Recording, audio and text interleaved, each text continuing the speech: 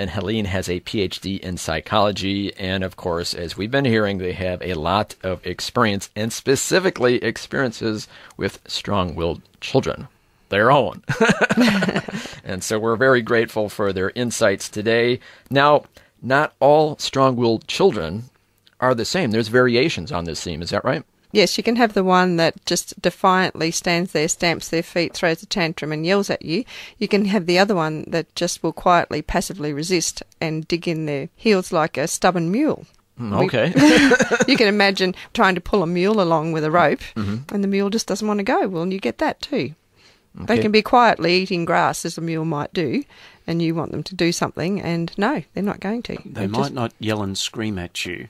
They might not put on do. a big show, but they just won't cooperate.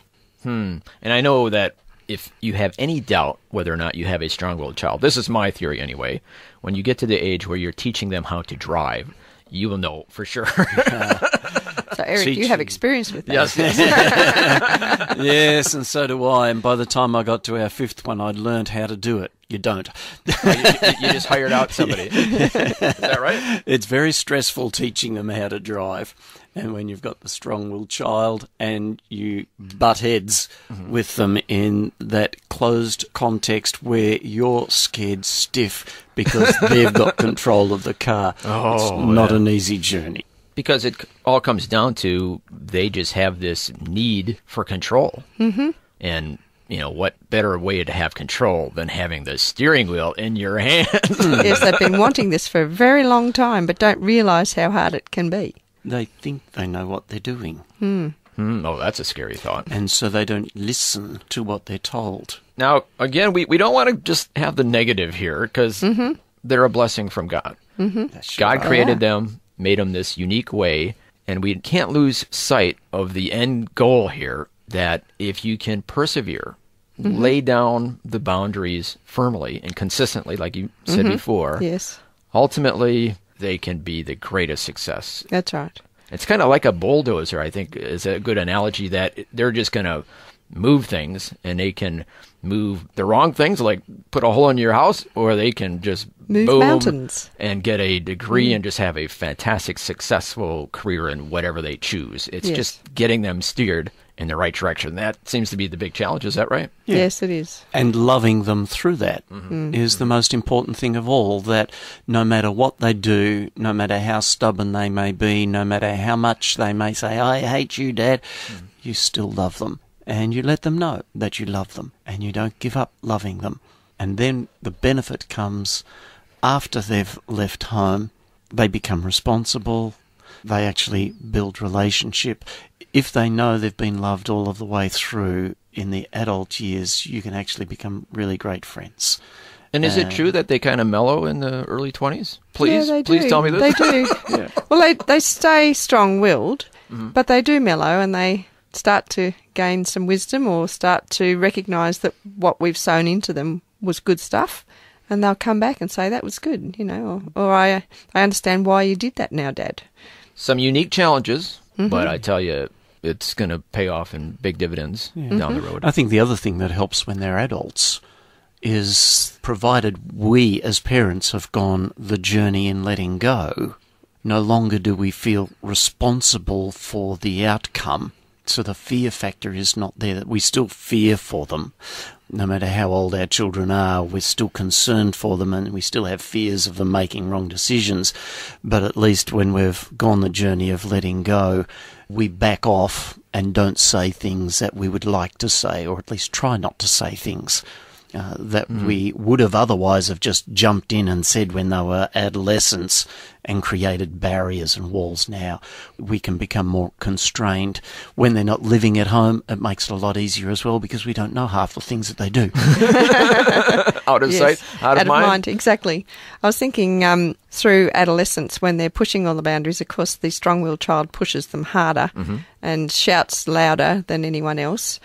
But to still fight the battles that are worth fighting as a teenager, and not fight the ones that don't matter quite so much. And in that process, be talking to them and saying, I know you want to do this. And 3 years' time or 5 years' time, you will be doing this on your own. But at this point in time, I'm still partially responsible for you, but I'm trying to teach you and help you to be responsible for your own life too. And you will be able to do all these things. You will be able to make your own decisions, and you'll be wise about it too, because, you know, we've done this together through the teenage years. But I think with the strong-willed child, the parent has, because the child is so reactive at times, will tend to clamp down even more. And that's probably the worst thing you can do for a strong-willed child. So you need to choose. And the best thing? And the best thing is to choose your battles, let them know that you love them, and to talk about things when they're listening. Talk about why you've made certain decisions and what your long-term goal is for them. If they can see your long-term goal for them and that you are letting them go rather than clamping down, they're much more likely to be at peace.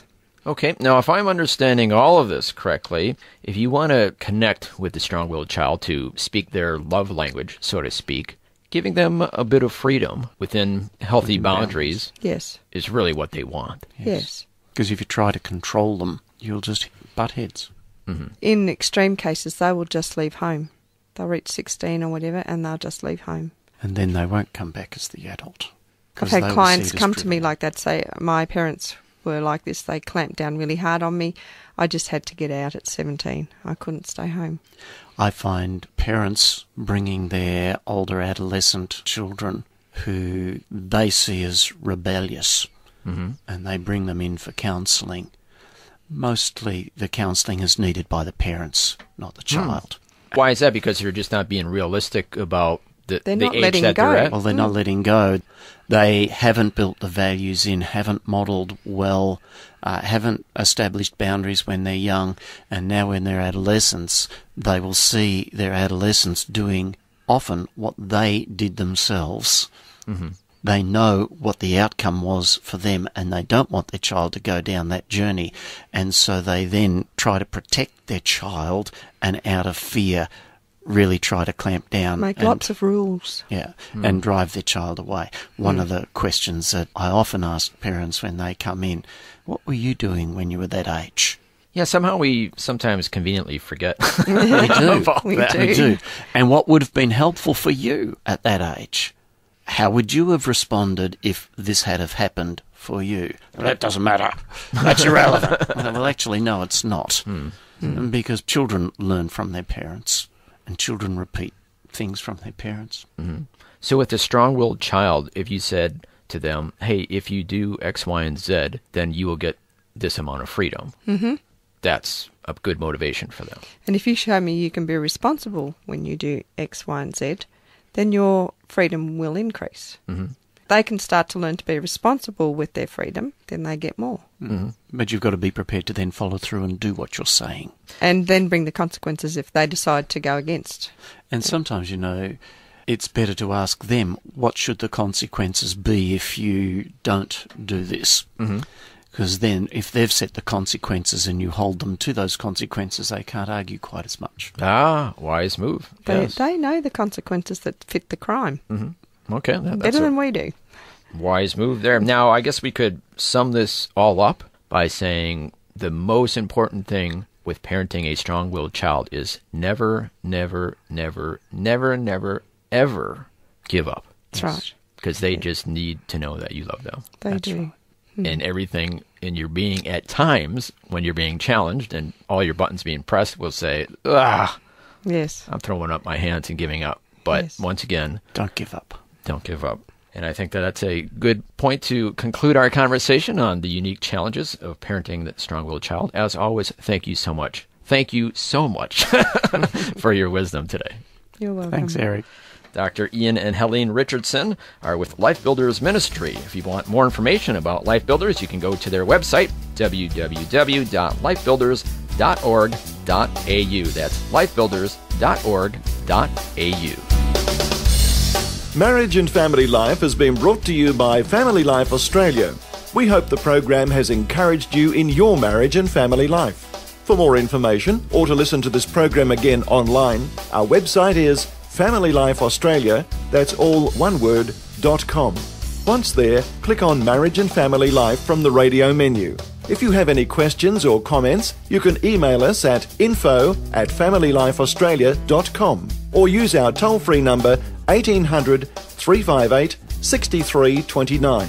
Thanks for listening, and please join us again for Marriage and Family Life, presented by Family Life Australia, helping people find love that lasts.